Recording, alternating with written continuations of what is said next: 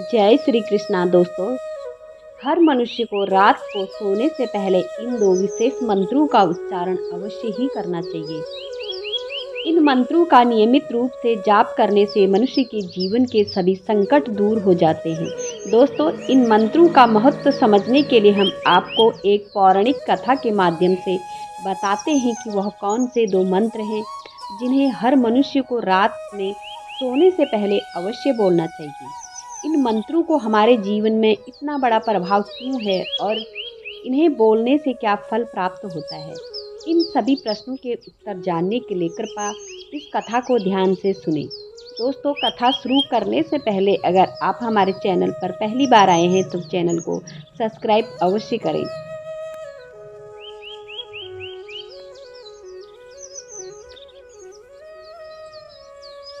अगर आप भगवान श्री कृष्ण के सच्चे भक्त हैं तो कमेंट बॉक्स में जय श्री कृष्णा जरूर लिख देना।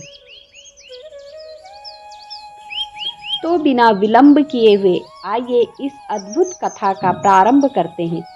दोस्तों, प्राचीन काल की बात है। उस समय सुराज आपू नामक एक समृद्ध और सुंदर नगरी थी। उस नगरी में सुमंत नाम का एक अत्यंत विद्वान और ज्ञानी ब्राह्मण निवास करता था।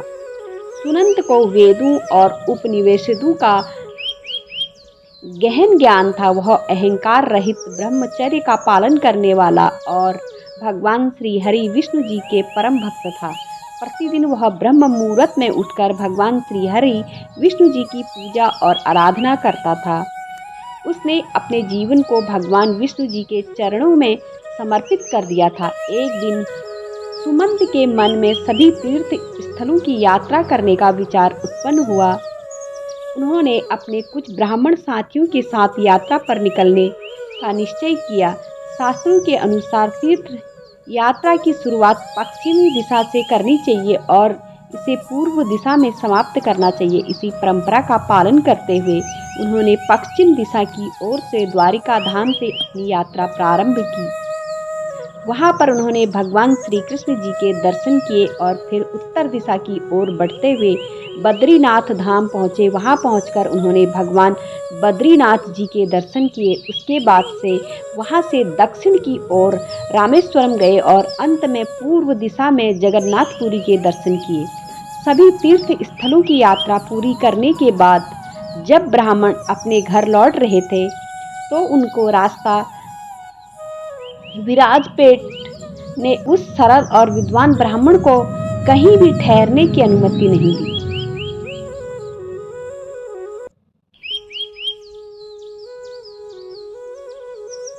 ब्राह्मण इस व्यवहार से अत्यंत उदास हो गए। तब उनके मन में विचार आया कि क्यों ना नगर के मुखिया से सहायता मांगी जाए। फिर वह नगर के मुखिया के पास गए और एक रात ठहरने के लिए उनसे जगह मांगने लगे। मुखिया ने बड़ी चतुराई से उन्हें एक धर्मशाला दिखाई थी और उनसे कहने लगे, ब्राह्मण श्रेष्ठ, आप और आपके साथी इस धर्मशाला में ठहर सकते हैं। यहाँ आपको किसी प्रकार की परेशानी नहीं होगी। मुखिया की बात सुनने के बाद ब्राह्मण सुमंत अपने साथियों के साथ धर्मशाला के अंदर पहुंचकर उन्होंने देखा कि धर्मशाला पूरी तरह से सुनसान है और वहां कोई भी नहीं था। यह देखकर ब्राह्मण के मन में शंका उत्पन्न हुई। उन्होंने सोचा कि यह स्थान शायद श्रापित है, यहाँ किसी दुष्ट शक्ति का वास है। हालांकि वह ब्राह्मण निडर था। उन्होंने भगवान श्री हरि विष्णु जी का नाम लिया और धर्मशाला में रहने का निश्चय किया। रात भर ब्राह्मण के साथ उसके साथी धर्मशाला में ठहरे, लेकिन अगली सुबह जब ब्राह्मण जागे तो वहां का दृश्य देखकर वह चौंक गए। उसके सभी साथी गायब थे। उन्होंने धर्मशाला के हर कोने में खोजबीन की, लेकिन कोई नजर नहीं आया। परेशान होकर वे बाहर निकले और उन्होंने चारों ओर देखा, लेकिन फिर भी उन्हें कोई नहीं मिला। ब्राह्मण ने जोर जोर से अपने साथियों को पुकारा, लेकिन कोई उत्तर नहीं मिला। उनका मन चिंता और दुख से भर गया। वह सोचने लगे, आखिर मेरे साथी कहाँ चले गए? उनके साथ कोई अनहोनी तो नहीं हो गई? अपने साथियों की खोज में ब्राह्मण धर्मशाला से बाहर निकलकर नगर की ओर चले गए। रास्ते में उनकी मुलाकात उस मुखिया से हो गई। मुखिया ने जैसे ब्राह्मण को जीवित देखा तो वह हैरान रह गया। वह तुरंत ब्राह्मण के पास आया और बोला, हे ब्राह्मण श्रेष्ठ, आप हैं, साधारण मनुष्य नहीं हो सकते। आप निश्चिंत रूप से कोई ज्ञानी महात्मा हैं। दोस्तों, मुखिया को आश्चर्य हो रहा था क्योंकि अब तक जो भी धर्मशाला में गया था वह कभी लौटकर बाहर नहीं आया, लेकिन इस ब्राह्मण का जीवित लौटने उसे असाधारण प्रतीत हुआ। मुखिया ने सोचा कि यह अवश्य भगवान की कृपा है या किसी दिव्य शक्ति की परिणाम है जो यह ब्राह्मण बच गया। फिर नगर के मुखिया ने उस ब्राह्मण से प्रार्थना की और उसे अपने नगर में ठहरने के लिए विनती करने लगा और कहने लगा, हे ब्राह्मण श्रेष्ठ, जब तक आपके सभी साथी नहीं मिल जाते, आप कृपया मेरे घर पर रुकिए। मैं आपकी सेवा करूंगा और आपके साथियों को ढूंढने में आपकी मदद करूंगा। ऐसा कहकर उस मुखिया ने ब्राह्मण को अपने घर में रहने के लिए स्थान दिया, उसकी बड़ी सेवा करने लगा। एक दिन ब्राह्मण ब्रह्म मुहूर्त में उठकर भगवान की पूजा और ध्यान में मग्न थे। तभी मुखिया जोर जोर से रोते हुए उनके पास आया और उनसे प्रार्थना करने लगता है, हे ब्राह्मण श्रेष्ठ, कृपया आप मेरी सहायता करिए, मेरी रक्षा करिए। तब ब्राह्मण ने शांत होकर पूछा, क्या हुआ मुखिया जी, आप इतने परेशान क्यों हो? तभी मुखिया ने रोते हुए कहा, ब्राह्मण श्रेष्ठ, कल रात एक राक्षस आया था और मेरे पुत्र को उठाकर ले गया। वह उसे अपना भोजन बनाने के लिए ले गया। कृपया आप उसकी रक्षा कीजिए। मेरा बड़ा पुत्र ही गुणवान है, धर्मपरायण बालक है। इतना कहकर वह मुखिया जोर जोर से विलाप करने लगा। ब्राह्मण ने उसे सांत्वना देते हुए कहा, हे मुखिया जी, चिंता मत करो, मैं अवश्य ही तुम्हारी मदद करूंगा। बस मुझे यह बताओ कि वह राक्षस तुम्हारे पुत्र को लेकर कहाँ गया है और वह कहाँ रहता है। तब मुखिया ने कहा, हे ब्राह्मण श्रेष्ठ, इस नगर में थोड़ी सी दूरी पर एक बड़ा पर्वत है। उस पर्वत पर एक भयानक नरभक्षी राक्षस रहता है। वह दिन में वहीं रहता है और रात होते ही नगर में आकर नगर के लोगों को खा जाता है। मुखिया ने आगे बताया, ब्राह्मण श्रेष्ठ, उस राक्षस के आतंक से परेशान होकर एक दिन सभी नगरवासियों ने उसे विनती की वह नगर के लोगों को ना खाए, हम उसके लिए भोजन की व्यवस्था कर देंगे।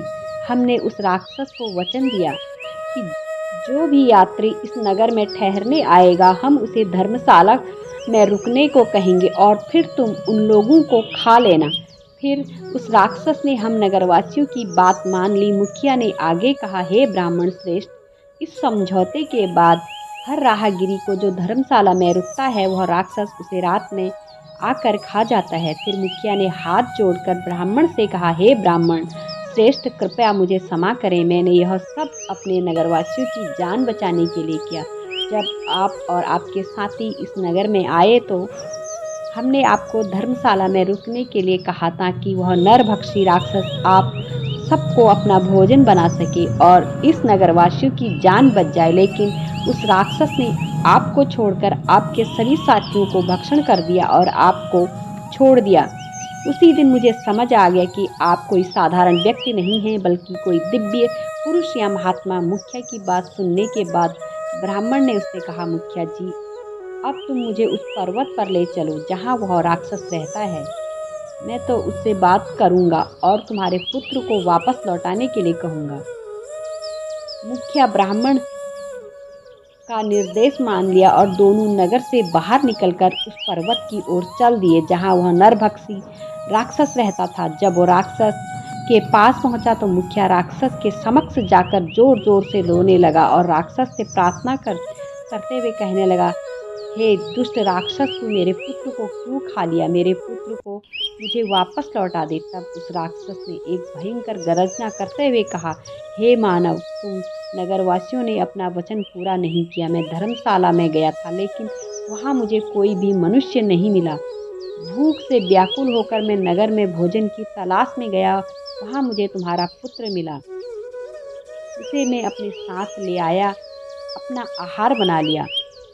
अब तुम्हारा पुत्र मेरे पेट में है और मैं उसे तुम्हें वापस नहीं लौटा सकता। अगर तुम अपने पुत्र की मुक्ति चाहते हो तो कोई उपाय करो। मुखिया ने खुद को संभालते हुए विनम्रता से उस राक्षस से पूछा, राक्षस, जब तुम ही मुझे बताओ कि मैं अपने पुत्र की मुक्ति के लिए क्या उपाय करूं। उसका मृत शरीर भी मेरे पास नहीं है। तुमने उसे अपना आहार बना लिया। मैं अपने पुत्र का शरीर कैसे प्राप्त करूं?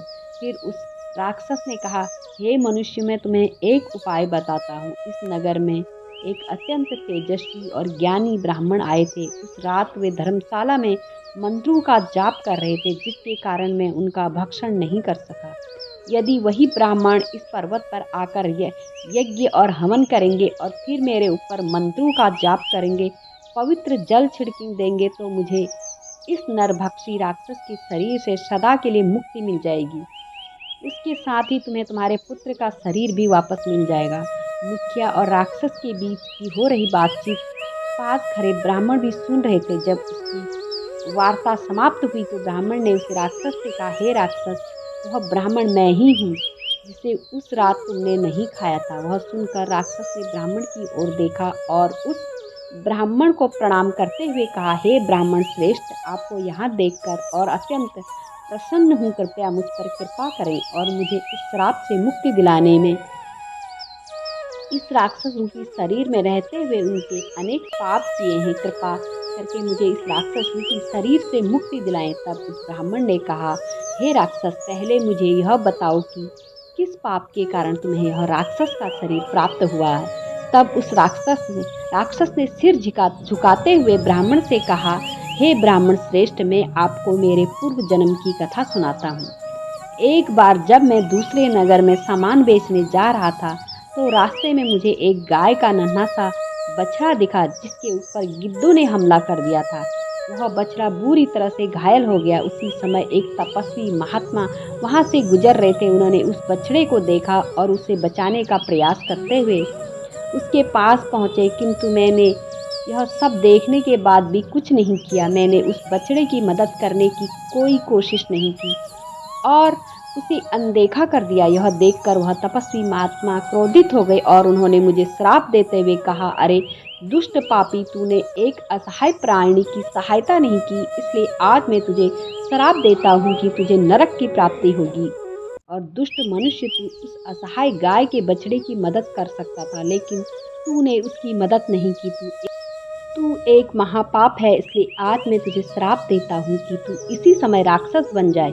उस महात्मा के श्राप को सुनते ही मैं बहुत घबरा गया और मैंने उन तपस्वी महात्मा से क्षमा याचना की। मैंने उनसे कहा, हे तपस्वी महात्मा, मेरा ध्यान मेरी बैलगाड़ी में रखे सामान पर था, इसलिए मैंने उस गाय के बछड़े पर ध्यान नहीं दिया।